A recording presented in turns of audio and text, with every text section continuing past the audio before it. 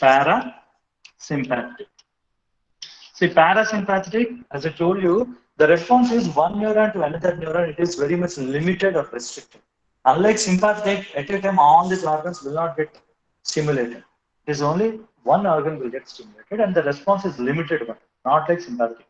Now, this system, like this, it is known as rest and digest. Rest and digest. That means whenever you're taking rest, whenever you eat food to digest, what all the changes happens in our body as related to parasympathetic nervous system.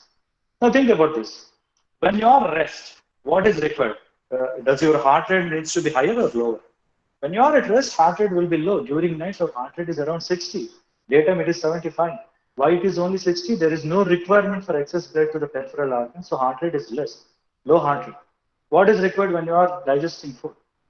When you take food, all the enzymes need to be released. Gastrointestinal tract should have more amount of blood supply. Understand and appreciate this thing. See, in good olden days, people used to read early in the morning. Early in the morning, oxygen, good brain power, intelligence will be there. Now, what happens when you start reading after taking food? When you take food, the intestine and stomach will be full of food. It is getting into digestion mode. So all the enzymes will get released, but in order to absorb the nutrients, blood supply increases to our intestine. Human body has got limited blood supply, 5 to 6 liters. If intestine is having a lot of blood supply, brain will be having less amount of blood supply. That is the reason why after taking food, you feel like sleeping. The brain will not be active because some part of the blood is driven towards your intestine. Understand this thing. What is happening in sympathetic nervous system? The blood has to be diverted to skeletal muscle. Again, we have limited amount of blood supply. So what happens is, during sympathetic stimulation, blood is required for your muscles. It is not required for intestine. So all the intestinal blood will get reduced. The blood is diverted towards skeletal muscle. In case of parasympathetic, all the remaining organs will have less amount of blood supply. Blood will be rushing towards your intestine to absorb the nutrients. That is the reason why after taking food, it is difficult to breathe. As a teacher, I know post-lunch sessions are very dangerous. When students or faculty after taking lunch, taking a class is very difficult. One 2 to 3 is the toughest class because of this thing. Now, so during rest and digestion, what are the changes happens? It is because of parasympathetic stimulation. There is a mnemonic for this. The mnemonic is SLUDD. S stands for salivation. Salivation is required for digestion. Lacrimation. All the glands will get secrete due to this activation of parasympathetic. U stands for urination. D stands for digestion. Digestion happens with the help of this. The last D stands for defecation. Defecation means expulsion of fecal matter. Defecation. So SLUDD, this response is of parasympathetic. During rest and digest, this is what happens. This is a mnemonic, but when you generally see, usually opposite actions to this sympathetic system will be seen. What happens in sympathetic system? Pupil dilation is there. It is known as mydriasis. Whereas in case of this system, pupil constriction will be there. It is known as meiosis. I told you at the beginning, most of the organs have got dual innervation and they will have opposite actions. Adrenergic or sympathetic, pupil dilation. Cholinergic or parasympathetic, pupil constriction, meiosis. Now, blood supply to skeletal muscle is increased, whereas here, blood supply to intestine is increased. Blood supply to intestine is increased. Why intestine? Because the food needs to get absorbed. And to the skeletal muscle, it decreases. Opposite actions. Here, heart rate is increased, but here, heart rate is decreased. Bronchodilation is there, but here, bronchoconstriction is there. Bronchoconstriction is there. So almost all systems, opposite actions are there, but mnemonically you can remember as SLUDD. So this is rest and digest phenomena, whereas sympathetic it is fight or flight. So this is about anatomy. What all the differences are there, and this is about physiology. When you understand both of them, understanding drug action, therapeutic uses will become very easy. Let me revise it briefly. Understand. See, sympathetic system stimulation is known as fight or flight response. Sympathetic system is also known as adrenergic system because the neurotransmitter is noradrenergic. It is also known as thoracolumbar system because it is originating from thoracic and lumbar muscles. Now, these responses are commonly known as fight or flight response. Whenever a subject needs to fight or whenever he needs to run away from a situation, what all the things happens inside the body are because of sympathetic stimulation. These stimulations are also known as E responses. E responses means whenever people do exercise, whenever there is a lot of emotion and excitement is there, what all the changes happens inside our body, that is because of stimulation of sympathetic nervous system. When sympathetic neurons are stimulated, noradrenaline releases and it will be acting on all these organs. The effect is it causes mydriasis, pupil dilation. Now, next, it increases blood supply. Now, see, understand this thing, blood supply to skeletal muscle is increased, but cutaneous splanchnic supply. Splanchnic means visceral organs. To the visceral organs, blood supply is reduced and the blood is diverted to skeletal muscle because your skeletal muscles needs more of blood. Now, blood is carrying oxygen and nutrients. Oxygen levels has to be increased, nutrients should be increased, and more amount of blood should be pumped towards skeletal muscle. More amount means heart rate is increased. Then bronchodilation, bronchioles will dilate, more amount of oxygen is inhaled, that is given to skeletal muscle. And then glucogenolysis and gluconeogenesis.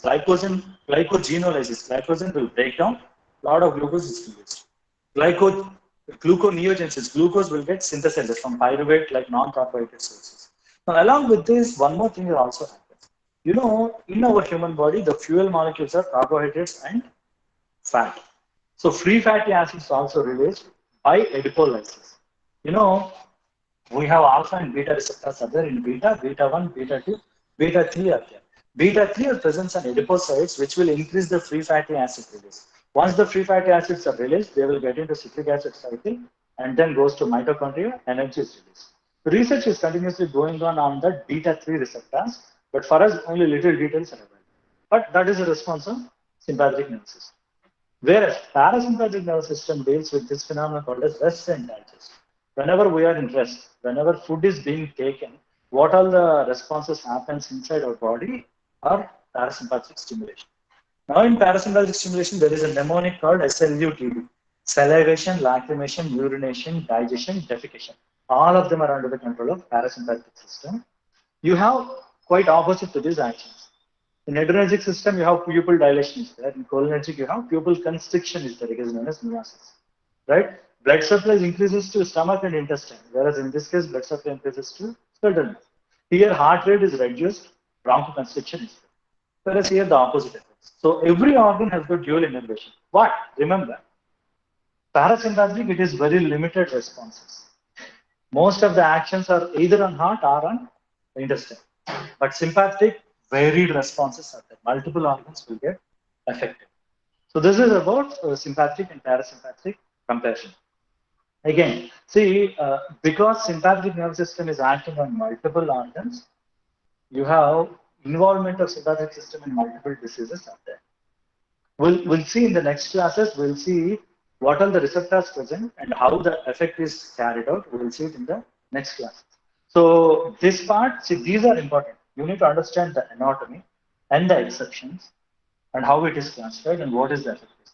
What is preganglionic, what is postganglionic, what are the neurotransmitters. And finally, you need to understand the physiological aspects.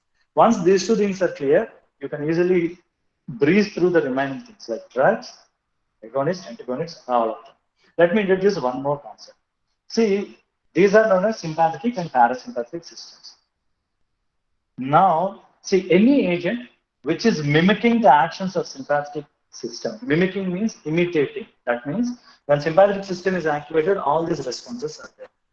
If you take any drug which is causing similar kind of activities, they are known as mimetics.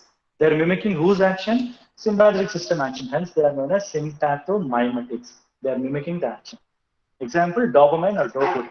You take dopamine or dopamine, heart rate is increased. Increase in heart rate is sympathetic action. So it is known as sympathomimetic. Agonist is a drug which binds with the receptor and causes similar action like a natural ligand. The natural ligand for sympathetic system is the natural chemical is noradrenaline. When noradrenaline is released, all these responses are seen. So use any drug which is showing similar activities. They are known as mimetics. Sympathomimetics will show these actions. Parasympathomimetics will show these actions. Opposite one. Sympatholytic. Lysis, Literal meaning is breakdown, but here lysis is blocking the actions. Antagonist binds with the receptor, but no intrinsic activity is there. They are acting as blockers. So we have agents based on these actions. Similar actions, sympathomimetics. Blocking that actions, sympatholytics. Propranolol, we call it as a beta blocker. It is a sympatholytic. Similarly, parasympathomimetic, parasympatholytic. It's just a word play. You need to understand what is mimetic is, what is lytic is. Then you will understand all the things. So understand these things, the anatomical aspects and physiological aspects. Once you understand them, everything will become very clear. Autonomic nervous system will become very easy. Yeah. Any doubts?